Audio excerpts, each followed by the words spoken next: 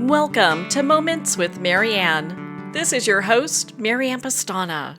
And we're here today with special guest, Emily Francis, who's here to share with us her new book, The Taste of Joy, Mediterranean Wisdom for a Life Worth Savoring. So just imagine you have this great opportunity to move with your family to the island of Malta in the Mediterranean. It's just this beautiful island. But at the same time, it's during the 2020 pandemic and the world starts to shut down. This would be a difficult adventure for many people. And Emily's here today to share with us just her journey. Now, Emily Francis, she's been on the show before. She has a BS in exercise science and wellness with a minor in nutrition and a master's degree in human performance. Since moving to the Mediterranean, she's been a regular writer for a column in the local tourism magazine, Oh My Malta, and her column is entitled Emily in Malta, where she interviews local farmers, fishermen, and chefs about the way foods are grown, harvested, caught, and prepared on the island. She also reviews restaurants for a collaborative column titled A Chef and a Foodie on Tour, and she works as a contributing writer for Malta's Gourmet Today magazine. So welcome to the show, Emily Francis. Thank you, Marianne. I love being on your show. Well, it's always such an honor to spend time with you, and I'm so excited we get to talk about your new book, The Taste of Joy. So why don't you share a little bit about that with us? What is The Taste of Joy? I got to be honest, I'm so excited about this book. This was a curveball in my life. This is not what I usually write about. I changed everything in my life. So in 2020, during the worldwide pandemic and lockdown, we sold half of everything we own. We sold our homes, we sold our cars, packed up 4 animals, 2 children, my husband and me, and we boarded a plane for the island of Malta, never having visited. We got an opportunity for my husband's company to come here and make it our home, and we jumped. So we changed our entire life.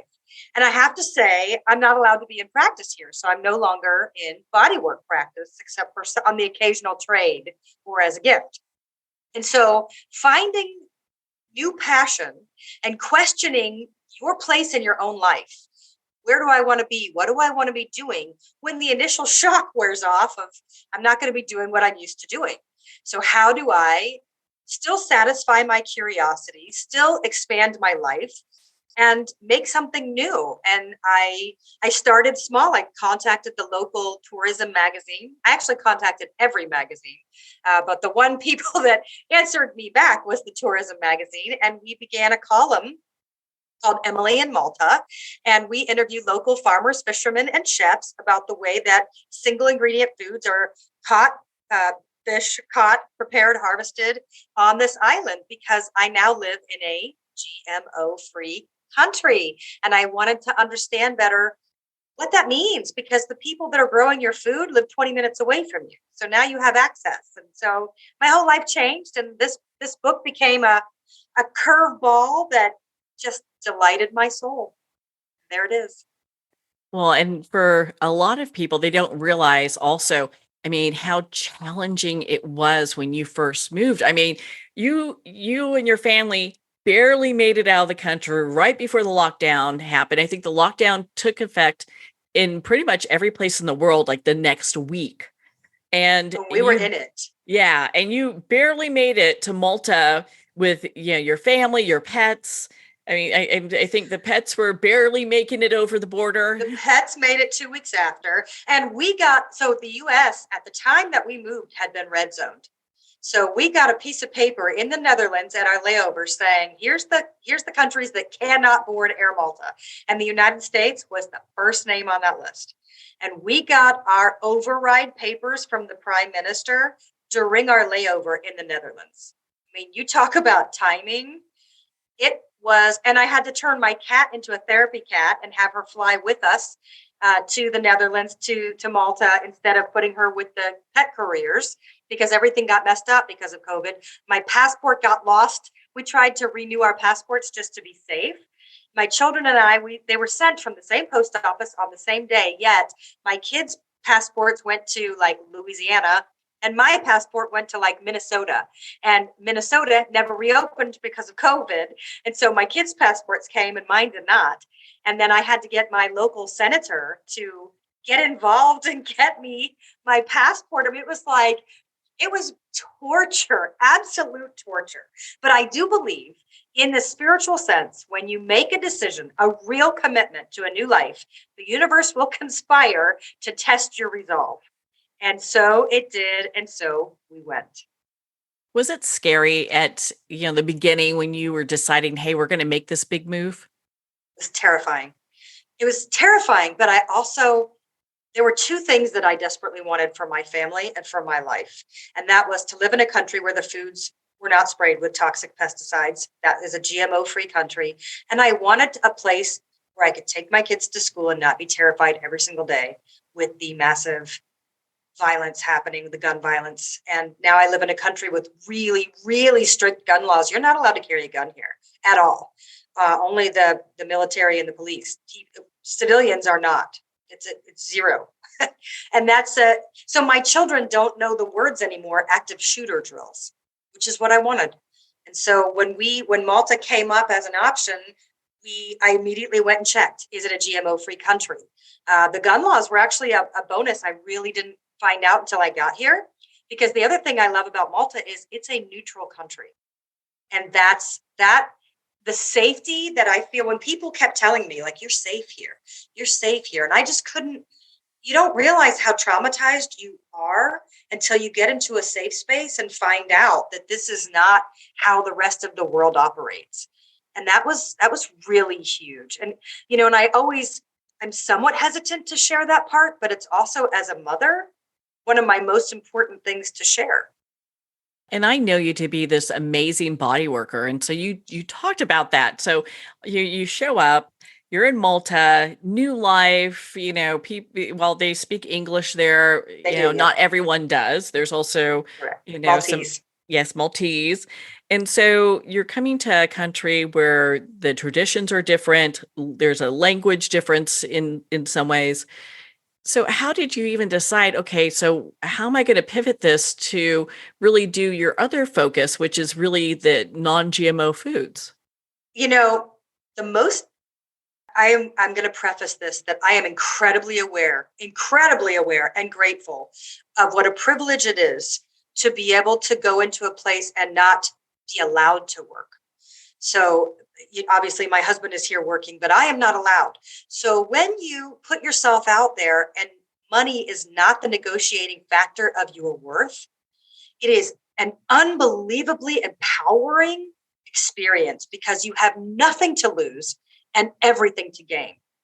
And that you can't articulate that unless you're in that position, which never before in my life have I been in such a position where I can call people and say, look, I want to come and work for you. And them say, wow, I'd love to have you, but full disclosure, we can't afford you. And me say, well, I'm willing to do this in trade for publicity. I wanted to build my brand here. And I also wanted to learn. I never could have gotten to these farmers' homes and their farms without a magazine following me. I would never get away with calling random people and saying, hi, my name's Emily, an American. I'd like to come to your house today. Do you want to show me how you harvest potatoes out of your ground? I mean, but when you show up with a camera crew and an editor, and you're going to write and put them in this magazine that has 65,000 issues a month and gets way more online hits, it changes the narrative. And so it became a win-win. How do you help me help you help us? And so and what happened was, from the very first farmer that I ever met and going forward, I have never, ever fallen deeply more in love with a certain group of people in my life than these farmers. They are a whole different crew. And every one of them has invited me to their home, into their life and their family, are the kindest, most generous, charismatic, loving human beings I've ever come in contact with. And never would an opportunity like that be presented if it wasn't handcrafted exactly like we created it. That's incredible. Isn't that just amazing? It's not normal. So of course I had to write a book. I already have written other books. So I can't imagine having this kind of wealth of new knowledge. I mean, like my first farmer, the potato farmer, these people grow up in this house. So these older people that are grandparents now were born in the same house. So they have lived there their whole life. And the way that Malta generally works with the generational farmers is that it starts off with a single story home. And then when their children grow up and they get married, they build a second story on top of the home. Then when those children grow up and they get married and have children, they build a third story on top of the home. These people live in the same place. So when I went to go and dig out potatoes from this farm, this man turns around, this older gentleman now, he's a grandpa, and he said, I grew my first potato on this very field.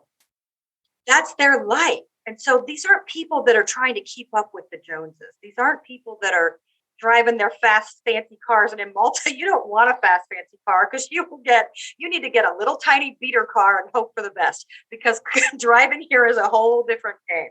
And so it's really fascinating that the things that I was so used to seeing as a mark of success is not that way here. And so here, the big question that I have found among farmers is, are you good people? And if that answer is yes, you're welcome at this table. And that's all they need to know. But if you aren't, forget it, you're not invited.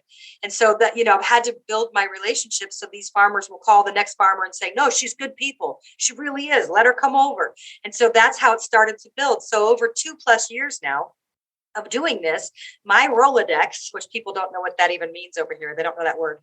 But my Rolodex is coveted, honestly, because I now have some of the greatest people on this island where in a general sense, you would never get in. They're very protective of their people here. And the farmers, especially, they're a very tight-knit community. And it is tough to break in.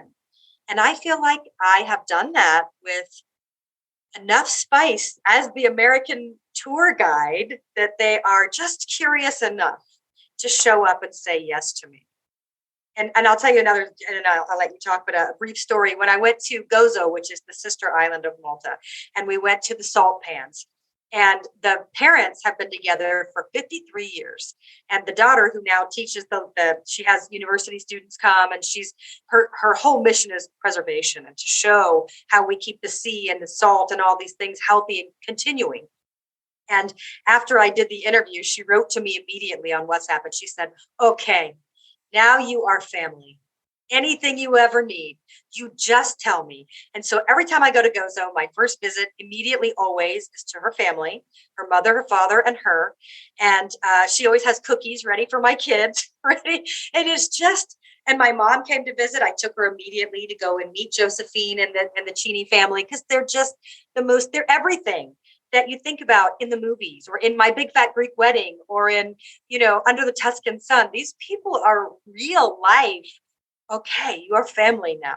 You've been here. You come to my home anytime, and I'm so in love with this group of people. They're just the most ray of sunshine people I've ever encountered in all of life. Oh, that is just so exciting to be in that type of atmosphere, and also to be able, and you talk about this in your book, to create the life that you want. And a lot of people have a tough time doing that when, let's say, something's taken away. Maybe, they've lost their job, which a lot of people are going through right now. They've lost a Right. job that they can no longer do, or that maybe the ability to do a job that they used to love. So it's like, how do they get to this point of recreating a new life for themselves? How do they find that? Well, again, I have to be honest that it's a lot easier to recreate your life when you have something to fall back on, which was that our family financially was okay.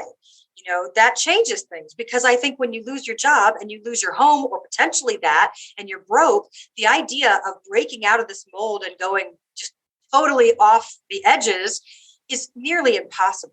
But the truth is that when you don't have anything to fall back on, you either go for it all the way.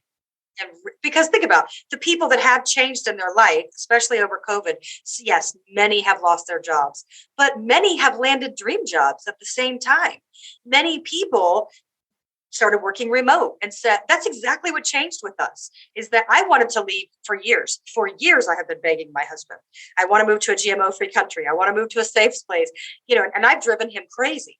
But when COVID hit and everybody went online, my narrative was, what are we doing here? Why are we here? Let's move to Costa Rica. Let's move to Hawaii. Like, I was ready. Like, I don't care if I have a little trailer. I don't care if I'm in a shack. Let's downsize. Let's get out and go be happy. But that's not most people. And it worked out, thank God, that his boss made it possible for us to move and them to move. We moved here with 30 people coming to Malta to make it our hub and our home. So we had a support, but my family the whole company lives in this one area of town that I call Manhattan of Malta. We live in Malibu of Malta. So we don't live near the city, that part of the city. So we did have to create a new life because our life revolved around children and family. But again, back to your question, in this 2020 pandemic, I think a lot of people, whether they had financial resources to fall back on or not, I think I'm fair to say that everybody started to question the place they hold in their own life, because so many people were getting sick and so many people were not surviving this.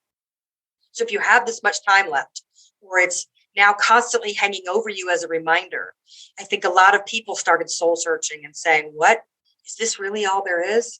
Is this the life I'm going to leave? Just this? And I'm never going to put myself into something new or try something bold and daring. And for a lot of people, they love where they are. I just wasn't one of them. And so I wanted out, and I started really getting a little pushy about it. Well, we're glad you did, because my goodness, and I'm sure you and your family are glad you did, because here you are in this just environment where I don't think anyone could have really imagined the growth that just is happening for you and your family, and just not just personally, but it seems also very spiritually as well. Malta, it's funny. Malta is 98% Catholic. And I actually am by religious trade Catholic, plus a lot of other things. But this is what me and a cab driver were driving the other day. And he said, wow, on paper, Malta is so Catholic. But in real life, they're not at all. It's not what you think. So it's not what the Americanized religion view is. So what we realize is that even Catholics in America are more evangelical. And here, nobody's asking if you went to Mass. Nobody's pushing you. Nobody's trying to convert you. Nobody's doing any of that stuff. And everybody, they have their own prayer and their own faith, but it's extremely personal. And so the conversations are wildly different. It's not, are you, did you? It's none of the stuff. It's just, oh, we say, thanks God. Oh, we all pray for rain for each other. We pray for you. But it's not a pushy thing. And what it has helped me do personally is expand my faith, because nobody's pushing me. And here, there's 7,000 years of history here. There are cities here that predate Christ. And so the history in Malta is magnificent. And the churches here are like the Sistine Chapel. The churches here are exquisite. So if there are church doors open, I don't care where I am, my kids know it, I'm going in.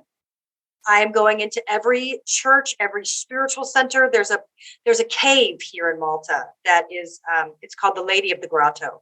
And it's where Mary first appeared to a hunter, I believe in BC. After Christ, but still very early. It's in my book, and the proper years are done. But they built her in the bottom of the cave in memory of where she appeared. And the statue is one of the 3 that we've heard of in the world that cries tears of human blood. And they had it tested by forensics, and it was human blood. And you can't get to the statue. It's glassed off and latticed off, and it's not some pump behind it or any of these things. It's happened in Italy. It's happened in Australia. So it's considered a miracle site. And I have to tell you that I go there a lot. I consider her kind of my friend, my dear Lady of the Grotto. And it seems like almost every time I visit, something magnificent happens very shortly after. And I went the first time when I started researching for my book. And I said, I've got to find her. And I had lunch with my 2 best friends. And I said, ladies, have you gone there? Have you gone to Maliha and visited the lady? And they said, no, we're here. We're born and raised in Malta. You've seen more of this country than we ever have. And they said, No. So I drove there by myself. I dropped the kids off at school. I dropped my husband off at work. We now have one car. I'm the only driver in this house. Our life is so completely different than it was in America. I drop everybody off and I thought to myself, you know what? I'm going to go see the lady. I'm just going to go find her. I plugged it in and I went there alone. And I realized that's almost a little scary because you're at the bottom of a cave in the dark and all these red lights are on the floor around her. Everybody lights these candles at her feet. And it's a little bit auspicious and creepy at the same time because you're at the bottom of a cave and you start to realize as a woman, if you scream, nobody's like, okay, nobody knows that I'm here. Like, I started to have those thoughts of like, I didn't tell my husband, I didn't tell anyone. I just up and decided I was going to go down in the bottom of this cave and not realize, that this might be maybe not the smartest. I have to tell you, it was magnificent and people are in and out more than you can imagine. Tourists, people. So it wasn't as scary, but I had that immediate thought. But I had a little health issue going on and I prayed about it.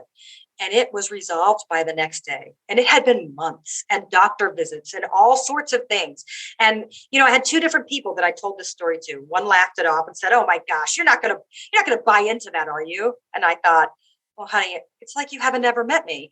And then the other person who's very spiritual, who's like, ooh, nobody could ever talk me out of that. I know it's the lady, And to me, it was like, look, you guys weren't there. I know it was her. I was blessed. This prayer was answered. And this is why people come to a place like Malta, because there's a church in Gozo that's considered one of the miracle sites as well. And people travel from all over the world to ask for the intercession of the Lady of Tapinu.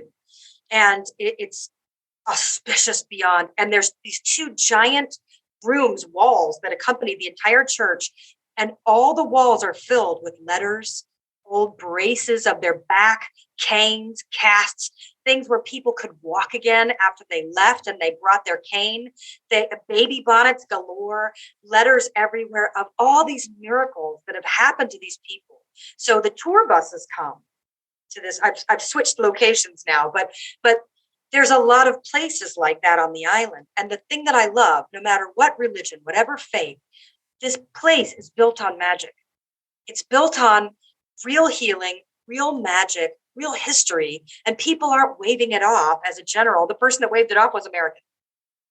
The people here, they don't wave that stuff off. They believe in it. And I like being in a place where that's natural and normal. I don't blame you. I would too. Being able to just feel like, miracles happen and one happened with me and I believe that it did. Yes. And to me, I have that in my book. Miracles happen every day. And there is ways to heal all over the world. What, I'm going to come here and decide that's not true? That's just doesn't make any sense. But I do love that I have certain places on the island that I've discovered that I go to for contemplation, prayer, gratitude, and then I call my people that are around there. When I go to the fishing village, I'll go down and have my own time. And then I always call my dear friend who made she's introduced me to everybody down there in the fishing village. And those people are born and raised there. They don't leave. She literally never leaves the outskirts of the fishing village. For my big book release party, I might have to go kidnap her and bring her. She has offered baby that she will come with her nephew because she doesn't leave the town ever. What a remarkable place Malta is. In your book, you talk about the spices of happy, joy, and bliss. What does that mean? Well, my last book, Healing Ourselves Whole, I talked about the somatic emotions of the body. And I believe there are 4 really positive things that our bodies store in their muscle memory. One is happy, the next is joy, the next is connected, and then empowered. So I did a lot of research on happy and joy and what those mean in relation to our human experience. And what I learned is that happy, the real experience of happy, is an externally triggered thing. So it's your environment, it's things that are around you. Joy is deeply felt within you, and it's a physiology within the body. So that those two became the magnitude of spices of what I feel here in life. But bliss, from all my years of yoga study, and spiritual study, bliss usually translated to heaven on earth or heaven in another sense. Like in yoga, if a swami passes away, they say that they entered mahasamadhi, which means perpetual bliss. So bliss usually is parallel to something beyond the physical experience. And so for me, happy, joy, and bliss as the three spices of my life here in Malta is because my body, my mind, and my spirit are aligned in a way that I have dreamed about for a great many years and never really understood the true gravity of what that could mean in life. To feel that really blissfully happy is beyond what I believe is a human experience. In your book, you have all these great recipes. And I got to tell you, Salvatore Romano, his recipe for Sicilian simple salad, blood orange salad with fennel, that is amazing. That is And it looks absolutely amazing. fabulous. Oh my gosh. So Salvatore Romano owns Tasting Sicily. He's also the founding member of the Mediterranean Olive Oil Academy. And his particular blend of olive oil has won worldwide awards, first place for the best olive oil in the world. And I Zoom call with him fairly often because him and Dermot, who own the Mediterranean Olive Oil Academy, have become my buddies. And one day while we were having a Zoom call, Salvatore was eating that salad. Nice, beautiful bowl, blood oranges, very thinly sliced green onions, scallions, and the onions super thin sliced. And he held it up to me and he said, I drizzle my dolce di romano, olive oil over this. And he said, it's the simple salad. You know it. I said, no, I don't know it. And he was like, well, it's just this. And I said, okay, can I put it in the book? And then my friend who's Italian, she's like, that's nothing new. I was like, okay, that's the point though. That's nothing new for you. For us, it is brand new. We don't know simple. We don't know simple. We don't know simple things to throw in a bowl. At least I don't, speaking for myself as an American. I don't know simple things to throw in a bowl and go, you know what? I would love to do the onions and this blood orange. I mean, that only comes in season, one part of it. Right now, my orange trees are just unbelievably orange.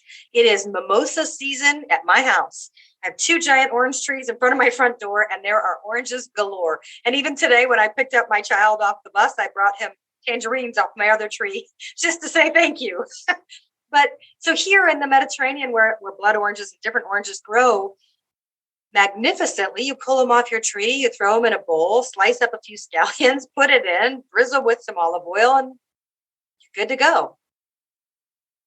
What I love about your book, not only do you have a book club pamphlet that people can use, a brochure that they can download and be able to use a book club kit, but also there's this component that I think gets people really gathering more so together where they can also incorporate cooking together. And I found that so unique. There's not a whole lot of people doing that. There's definitely not a whole lot of people doing that because not a lot of people have access, and that was, I want to put this out there that my book is not a cookbook, but there's a recipe in every chapter. And they're all really simple recipes. And it's also the big thing, the buzzword is the Mediterranean diet. And that's not my thing, because the Mediterranean diet, what I've really learned is it's a culture. It isn't a diet. It's just that Americans take it and adapt it to what we know, which means restriction, which means here's how you lose weight. Here's how you get healthy. And here in Malta, they don't do that stuff. They don't limit the olive oil. And I'll tell you, there's not much butter here. I mean, there is butter, but you don't use it so much. You use olive oil for everything. When you sit at a restaurant, there's little packets of olive oil. That's what they give you for your salad. And they give you a salad undressed. And that's why in the book, you'll find the vinaigrette dressing, because there aren't jarred salad dressings here. Like in the grocery store at home, you have an entire wall of cold salad dressings. That doesn't exist here.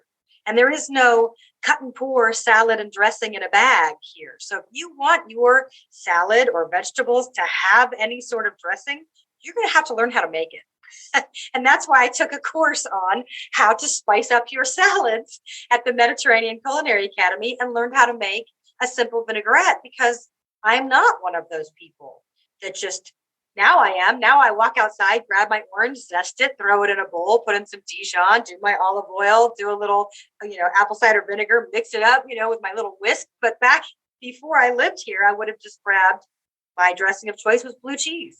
I would have gotten my little, glass jar of blue cheese and thought I was like high rolling in my glass jar of blue cheese dressing.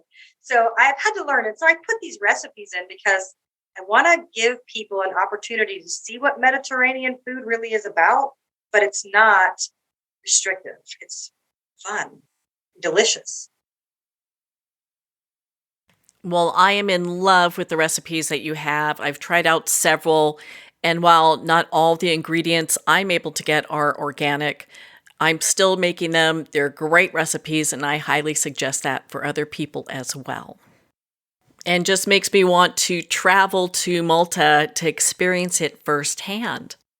So, we've really been exploring what it was getting outside of your comfort zone. What were some of the challenges, or maybe some of the things that you learned while doing that? I feel like that's a loaded question because the truth is, I'm giving the glamorous side of living here in this book, but it was so dirty to start off with. We had to be in a mandatory quarantine for 14 days, couldn't leave our house. The government came and checked on us at random times to make sure we were following the rules and not leaving the house. We had seen nothing. And then we had lived here at most 3 weeks. And my husband's brother passed away in the middle of the night suddenly. And my husband had to leave for a month. And that was the moment of terror for me, heartache too, but terror of, oh my gosh, I have 2 children and I am alone in a foreign country and I have no idea what to do. I didn't know how to drive over here. You're driving on the other side of the road and the road rules are totally different and terrifying. So I wasn't driving. We had to take a cab everywhere we went. My children had just started school. And because of COVID, we were not allowed to tour the school. We weren't allowed to meet the teachers. They weren't allowed to find their classrooms. It was horrifying. I didn't even know where the school was because I didn't know where anything was because we've been living in a lockdown. I knew where, and it's not like all of a sudden you know directions or areas. Malta used to be owned by the Turks, and Maltese is 70% Arabic. So even the street signs don't make any sense.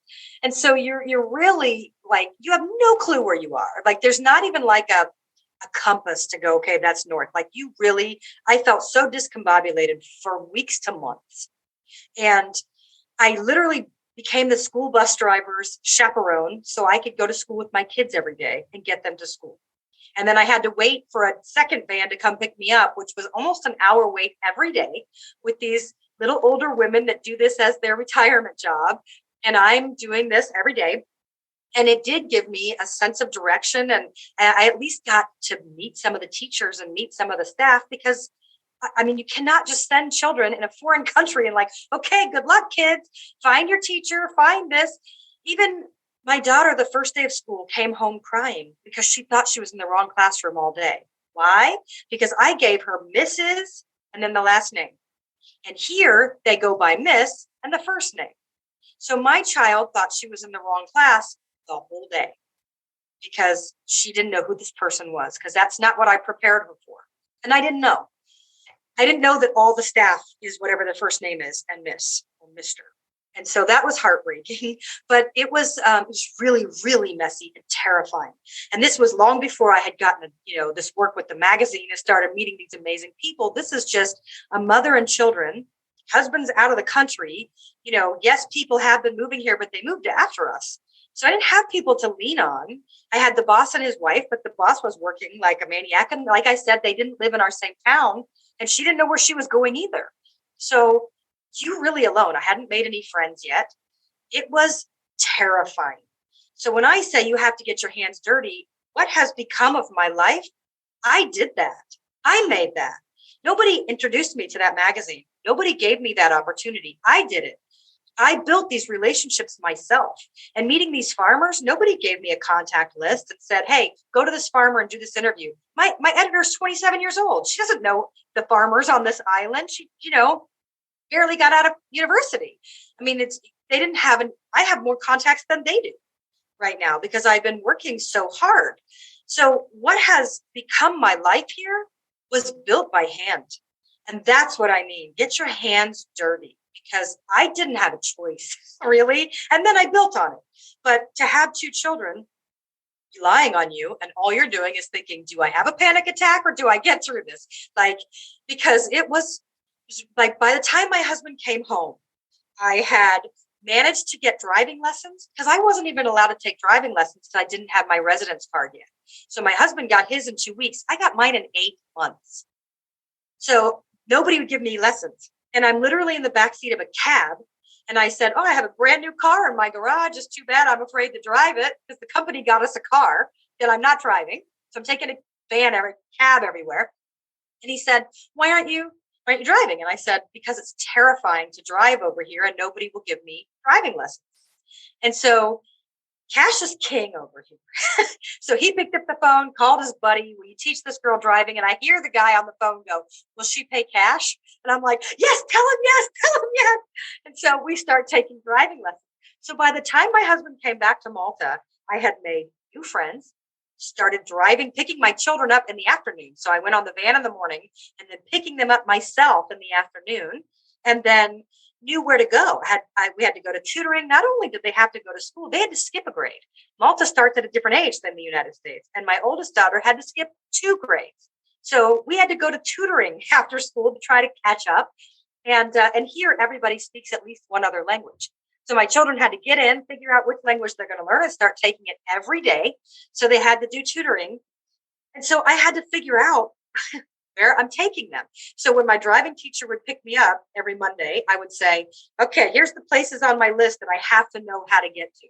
Don't just take me randomly driving. Take me to this person's house, this store, and this place. And I don't care about the rest of the island. I only need these 3 locations for right now. And that's what we did week after week after week. I paid my cash. He, looked it up on the thing and would find the tutor's house. And driving here, the roads were made for horse and carriage.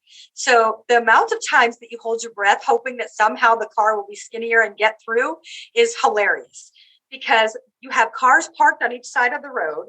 And then you're supposed to have 2 more cars get through. And the road size is about 1 of Atlanta's streets.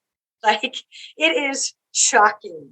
And I warn everybody before they come, like, please don't freak out in the car. I've been taking lessons for a very long time. It is going to scare the pants off you, but try your best not to make it worse because it is a big deal. But that's what I mean. Like, get your hands dirty, get out of your comfort zone because I had clay to mold. And I molded it in a way that was better than I could have possibly anticipated because at the beginning, I really didn't know where that was going to go. But now I have spectacular friends and a lot of them are from the school and a lot of them are from other countries. So it's a lot of moms going, oh gosh, you're here too. Let's be friends. We need each other. So my dearest friends are Brazilian, Greek, and French. That's my ladies group from the school. And then my 2 best friends outside of that are both local Maltese. And I'm just lucky. I'm really lucky with who I've been able to meet, what this situation has offered to me. And I also didn't sit back and hope for the best. A lot of people would have said, wow, okay, well, I can't handle that. It's too much. I'll have to wait. I have my kid, they'll figure it out. They're at the school. They can ask somebody, so being able to take the steps that you did and be so proactive is really a lot that is built to the foundation of where you're at right now. It is. I honestly feel like I'm almost a completely different version of myself than I have been ever at any point in my life. And a lot of it's from being strong and growing up. I mean, I feel like in my 40s, we moved here, I was 45. I'm 48 now. I feel like I did more growing in these years than almost my whole life in one stint because I don't have my mom to call and say, can you help? Can you watch the kids? Can you do this? I don't have my sister to call and say the same, and so I had to start relying on friends that became my family. And I used to watch other people do that, but I never had to because I've always been near my family. And now I have friends that I can call and say, look, I'm really like, I got salmonella. I got salmonella poisoning, and my husband was out of the country, and he was coming back that day. And I couldn't decide, should I go to the hospital? I didn't know what it was at the time. Should I go to the hospital? Should I try to get through this? And I didn't want to like freak him out before he's on the second plane. And so I'm like, hey, can't wait to see you. Love you. And in my mind, I'm like, I'm dying. I can't move. I can't roll over. So I call my dear friend here and I'm like, listen, you got to pick the kids up. You got to pick my kids up from school. I cannot get in the car and get there. And thank God we had put each other on the list to pick each other's kids up if need be. And then when my husband landed in the Malta airport, I was like, okay, go to Juliana's and get the girls. Like, because I didn't want to tell you. And then I wound up in bed for 7 whole days in the most ungodly sickness of my life. And like I said, my husband still hasn't taken those driving lessons, so he doesn't drive here. Now, let me open that up though, because that's the coolest part of this all, in my opinion. Because when we lived in Atlanta, his commute ended up being about an hour and a half each way because of traffic. So he never saw the kids in the morning. And then he would get home just in time for dinner, frazzled, dinner, put the kids to bed. That's it. That's your life. Here, I live on an island that literally north to south is 40 minutes long. So anywhere you go, because we're sort of north but middle, takes about 20 minutes. So every morning now in our life, my husband and I wake up with our children. We have family breakfast all together at the table. All of them get in the car. We drop our kids off at school first. Then I drop my husband off at the office. Then I have my few hours that are just for me to go and interview or write articles or do whatever I'm doing. And then I pick up the kids. And then later we all jump back in the car and pick up daddy, come back for dinner. But we already have this huge car talk. You know, we've caught up by the time we get home, have dinner. We have so much more time for family. And that can't happen unless either you live right by your work, you work out of your house, or you move to a tiny island and it is possible. And because my husband doesn't drive, we have one car. We share a car. Like, we downsized a lot of parts. Our house is beautiful, but the outside stuff is different. You know, it's just amazing, but it's different. But the family time, I wouldn't trade that for the world. Now that I know what that's really like and have the help in the morning, so you're not running around like a crazy person because you have 2 hands on deck every day to help make sure, are you wearing uniform today or PE kit today? Or, you know, every day is different. And breakfast, so my job in the morning, I get up and I make breakfast and I pack their lunches. And then he and I alternate or cook together for dinner. We're happier and slower and have more time together. And isn't that the thing that everybody at the end of their life wishes they would have had more of this time? Well, and also that ability to slow down, to be able to just, kind of take some of that stress off and slow down and just be present. You often hear of people talking about that, but you don't really see a whole lot of people accomplishing that. So it's nice to be able to see that. It's interesting. I'm writing a lot of articles right now, of course, for the book to go and promote. And one of the biggest buzzwords that I keep finding in articles is self-care. Self-care. Explain self-care from the Mediterranean. I got to be honest with you. Self-care doesn't look anything like American self-care. Nothing. Because here, they don't overcommit themselves. They just don't do that. So they kind of look at things and go, oh, no. That would make me very stressed. I'm not going to do that today. Here's the things I can do today. Here's the things I can commit to. The rest, they say this a lot. It will sort itself out. Or they say, as you wish. But they don't do that. So they don't have to pull themselves up from the ledge and learn how to give themselves vision quest showers to calm down, or these little snippets of how to add these parts of your day so that you can feel somewhat sane. People here, they know how to live well. It's a lifestyle, and they know how to work hard, but they play. Boy, do they play. They play hard. They play when it's time to, they work when they need to, and they don't guilt themselves when they're on the playtime. So even like tomorrow's a public holiday. Last Thursday was a public holiday. My mom laughed. She's like, you and those holidays. Yes, we have less school days a year than the United States. We have a lot of celebrations here in Malta. Those feast days are serious. And so they get a lot of time off, and they get a lot more vacation time. It's not 2 weeks a year, it's 6. People travel here as much as they possibly can. So even today with the magazine, we went to go and to the craft village to talk about Christmas treats and all the things that are to come. And it became too windy and we had to cancel it. But tomorrow's a public holiday. So the cameraman's like, oh, no, we're not to work on public holidays. It just doesn't. So, like Emily in Paris, where they talk about this on Netflix and they say, cannot call on the weekend. American people, we call no matter what. If we're working and we're in that work mindset, we pick up the phone. I have this idea. Let's work on this project. In Malta and in the majority of Europe, that's a no. That's a hard no. Saturday, Sunday, it's a zero work. Holidays, zero work. Daytime, don't overdo it. So they, and for them, okay, let's go for coffee. You're there for hours. You're not there for 20 minutes going, all right, I'm on the clock. I got to get out of here. They don't do that stuff. So it's self-care looks entirely different. Do you think that can be, in many ways, parts of this can be translatable to life in the U.S.? Yes. I mean, it's interesting. Of all the friends I've made here, none are American. There are Americans here, but I don't know them. And it's interesting because my take on things are so different. I am the one that's probably the most different than all my European friends because they share a similar culture and I don't.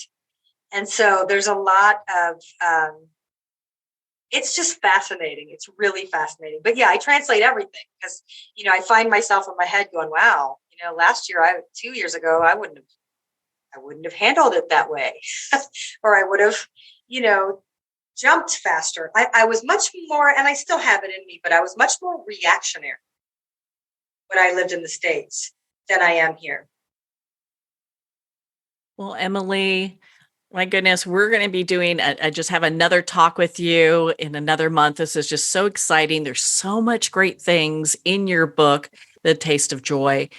Where can our listeners connect with you and be part of your community? What's that website? That website is emilyafrancisbooks.com. Well, Emily, thank you so much for taking the time to be on the show with us here today. Thank you, Marianne. You're so wonderful. Well, thank you, Emily. As always, it is such a pleasure to spend time with you and to talk about your new books, and especially your experiences in Malta. I can't get enough of that. And I'm excited to share that The Taste of Joy, Mediterranean Wisdom for a Life Worth Savoring is a Moments with Marianne book club pick for January 2023. I found Emily's book to be such a great inspiration to not only embracing the life we currently have, but also be open to the life that could show up for us. You never know what Mediterranean adventure is just right around the corner for you. I encourage you to be part of Emily's community. Visit her website at emilyafrancisbooks.com to learn more not just about this book, but all of her other books. The Taste of Joy focuses on so much more than what we covered today. It talks about Mediterranean diet, mindfulness, long and healthy living, pursuing your happiness, discovering your purpose for living, and of course, all the great healthy recipes that are included. On Emily's website, you can find the Book Club Kit, which has not only great starting places for your next book club pick, but also recipes that you want to get together and make with your friends. Make sure to catch up on Emily's column in Oh My Malta titled Emily in Malta, and also her writings, My Malta Life. You've got to check that out. It's an amazing read. So The Taste of Joy is available to Amazon, Barnes & Noble, and all indie retailers. And again, remember to support our indie bookstores. So if you don't see the book on the shelf, just ask for them to order it. Again, if you'd like to connect with Emily, you can at her website, emilyafrancisbooks.com, where you can learn all about her work and be part of her community. To learn about The Taste of Joy and other great books, make sure to visit the Moments with Marianne book club, located at mariannepastana.com. There we have books in every genre, and you'll want to make sure to check it out for your next great read. So, do you have a small business or book that you think should be on the radio, and the social media algorithms have changed so much that you just can't connect with your target market? Well, you're not alone. That's why so many people are choosing to advertise on radio. KMET is part of the 25th largest U.S. radio market in Southern California. The Moments with Marianne radio show is also available everywhere online after it airs on KMET. With over 800 episodes available, downloaded in over 78 countries, we're the #1 choice for advertising books and small businesses. So visit my website at mariannepastana.com for more information on how you can advertise on KMET AM/FM. Well, we're going to pause here for a quick moment, and we'll be right back after these messages.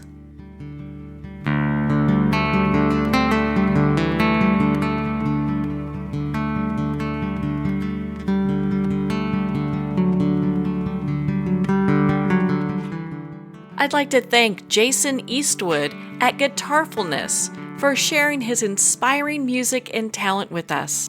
His music is known worldwide for cultivating atmospheres of harmony, inner peace, and clarity. Visit Jason's website at guitarfulness.com. Join his newsletter, be part of his community, and download his music.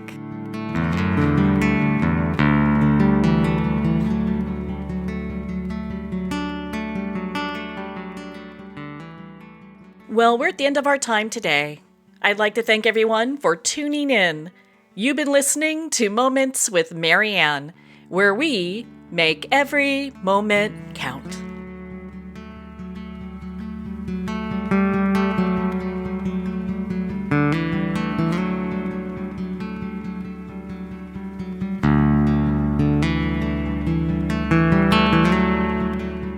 In a single moment, your life can change. Moments with Marianne is a transformative hour that covers an endless array of topics with the best of the best. Her guests are leaders in their fields, ranging from inspirational authors, top industry leaders, and business and spiritual entrepreneurs. Each guest is gifted and a true visionary, a recognized leader in her own work, and while teaching others to develop, refocus, and grow, Marianne will bring the best guest and sometimes a special surprise. Don't miss this. You never know just which moment will change your life forever. Make sure to tune in and visit momentswithmarianne.com for more information.